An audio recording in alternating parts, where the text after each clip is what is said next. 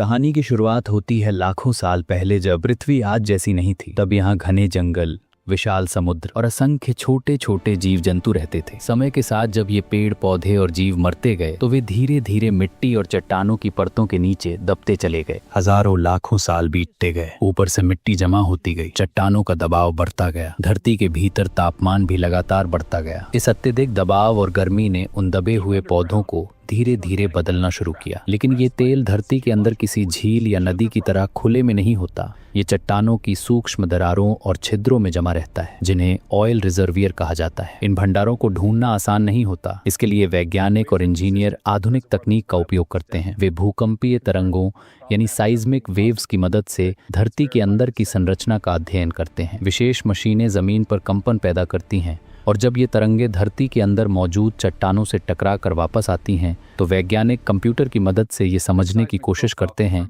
कि कहाँ तेल या गैस हो सकती है। इस पूरी प्रक्रिया को ऑयल एक्सप्लोरेशन कहा जाता है। जब वैज्ञानिकों को ये विश्वास हो जाता है कि किस जगह पर तेल मौजूद है, तब वहाँ विशाल ड्रिलिंग मशीनें लगाई जाती हैं। इन मशीनों को ऑयल ड्रिलिंग रिग कहा जाता है। ये मशीनें जमीन को हजारों फीट गहराई तक छेदने में सक्षम होती हैं। ड्रिल धीरे धीरे चट्टानों की परतों को काटती हुई नीचे जाती है। कई बार ये ड्रिलिंग प्रक्रिया महीनों तक चलती है। कुछ जगहों पर ड्रिलिंग जमीन पर होती है, लेकिन कई बार समुद्र के बीच में भी तेल के भंडार मिलते हैं। ऐसे में समुद्र के ऊपर विशाल प्लेटफॉर्म बनाए जाते हैं, जिन्हें ऑफशोर ऑयल प्लेटफॉर्म्स कहा जाता है। इन प्लेटफॉर्म पर खड़ी मशीनें समुद्र की सतह से कई किलोमीटर नीचे तक ड्रिलिंग कर सकती हैं। जब ड्रिल अंततः उस चट्टानी परत तक पहुंचती है जहां तेल और गैस मौजूद होते हैं, तब पाइपलाइन के माध्यम से कच्चा तेल और गैस ऊपर लाए जाते हैं। ये तेल गाढ़ा, काला और कई तरह के पदार्थों का मिश्रण होता है। इसे सीधे इस्तेमाल नहीं किया जा सकता, इसलिए इसे विशाल पाइपलाइनों, जहाज़ों या टैंकर ट्रकों के जरिए रिफाइनरी तक पहुंचाया जाता है। रिफाइनरी वो जगह है जहां कच्चे तेल को अलग अलग उपयोगी ईंधनों में बदला जाता है। ऑयल रिफाइनरी वास्तव में एक विशाल औद्योगिक शहर की तरह होती है। यहाँ ऊंचे ऊंचे टावर, पाइपों का जाल, बड़ी भट्टियां और भारी मशीनें लगातार काम करती रहती हैं। रिफाइनरी के अंदर कच्चे तेल को सबसे पहले बड़ी भट्टियों में गर्म किया जाता है। तापमान लगभग 350 से 400 डिग्री सेल्सियस तक पहुंच जाता है। इतनी गर्मी में कच्चा तेल धीरे धीरे वाष्प में बदलने लगता है। इस गर्म वाष्प को एक विशाल टॉवर में भेजा जाता है, जिसे फ्रैक्शनल डिस्टिलेशन कॉलम कहा जाता है। ये टॉवर कई मंजिल ऊंचा होता है और इसके अलग अलग हिस्सों में अलग अलग तापमान होता है। हल्की गैसें ऊपर की ओर चली जाती हैं और भारी पदार्थ नीचे की ओर जमा होते हैं। इसी प्रक्रिया के दौरान कच्चे तेल से अलग अलग उत्पाद निकलते हैं, जैसे petrol, diesel, kerosene, jet fuel और एलपीजी गैस। एलपीजी यानी लिक्विफाइड पेट्रोलियम गैस मुख्य रूप से दो गैसों का मिश्रण होती है, प्रोपेन और ब्यूटेन। ये गैसें सामान्य तापमान और दबाव पर गैस के रूप में रहती हैं, लेकिन जब इन्हें उच्च दबाव में रखा जाता है तो ये तरल में बदल जाती हैं। यही कारण है कि एलपीजी को सिलेंडरों में भरकर सुरक्षित रूप से रखा जा सकता है। जब सिलेंडर का वाल्व खोला जाता है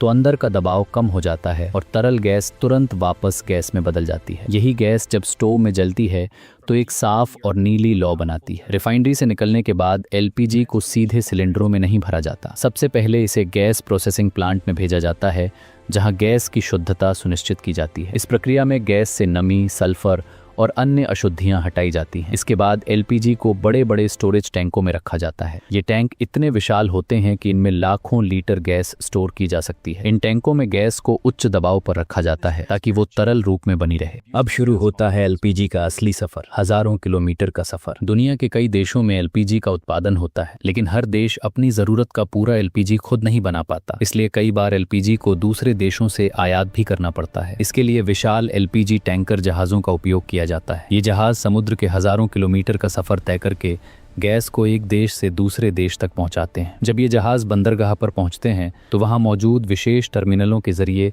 गैस को बड़े स्टोरेज टैंकों में उतारा जाता है। इसके बाद एलपीजी को देश के अलग अलग हिस्सों तक पहुंचाने के लिए रेल टैंकर और टैंकर ट्रकों का उपयोग किया जाता है। ये टैंकर अत्यधिक दबाव सहने के लिए विशेष रूप से बनाए जाते हैं। ट्रक हजारों किलोमीटर का सफर तय करते हुए गैस को विभिन्न शहरों के सिलेंडर फिलिंग प्लांट्स तक पहुंचाते हैं। सिलेंडर फिलिंग प्लांट वो जगह है जहां एलपीजी को सिलेंडरों में भरा जाता है। यहाँ रोज हजारों सिलेंडर आते हैं। सबसे पहले इन खाली सिलेंडरों की सावधानी पूर्वक जांच की जाती है।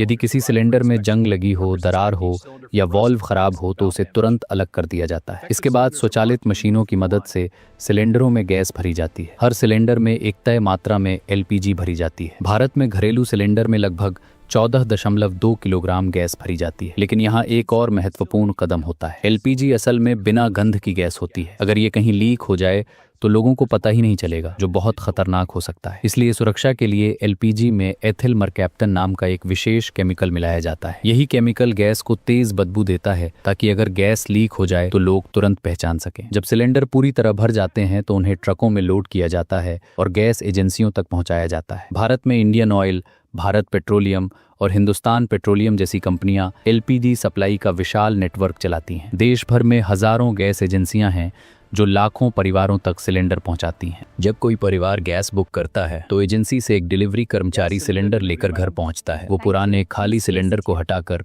नया भरा हुआ सिलेंडर लगा देता है। इसके बाद जब घर का कोई सदस्य गैस स्टोव जलाता है तो सिलेंडर के अंदर मौजूद तरल एलपीजी गैस में बदलकर जलने लगती है और वही नीली लौ बनती है जिससे खाना पकता है। आज एलपीजी ने दुनिया में खाना बनाने के तरीके को पूरी तरह बदल दिया है। एक समय था जब लोग लकड़ी, कोयला या गोबर के उपलों से खाना बनाते थे। इससे घरों में बहुत धुआं भर जाता था और स्वास्थ्य पर बुरा असर पड़ता था। लेकिन एलपीजी ने रसोई को साफ, सुरक्षित और तेज बना दिया। आज करोड़ों लोग एलपीजी की वजह से धुएं से मुक्त रसोई का आनंद ले रहे हैं। तो अगली बार जब तुम अपनी रसोई में गैस स्टोव जलाओ और वो छोटी सी नीली लौ दिखाई दे तो याद रखना कि उस लौ के पीछे छिपी है लाखों साल की प्रकृति की कहानी। धरती की गहराई से शुरू हुआ एक लंबा सफर, विशाल रिफाइनरियों की तकनीक, हजारों किलोमीटर की सप्लाई चेन और अनगिनत लोगों की मेहनत। यही है एलपीजी की असली कहानी। एक ऐसी कहानी जिसमें विज्ञान, प्रकृति और इंसानी तकनीक मिलकर हमारी रोजमर्रा की जिंदगी को आसान बनाते हैं। तो ये था आज का हमारा एलपीजी कैसे बनती है के ऊपर डॉक्यूमेंट्री वीडियो। आज हमने वीडियो में जो कुछ भी कहा उसके लिए इंटरनेट के ऊपर उपलब्ध जानकारी का इस्तेमाल किया है। ऐसे वीडियो बनाने के लिए बहुत समय, बहुत रिसर्च, बहुत मेहनत लगती है। वीडियो को लाइक कीजिए,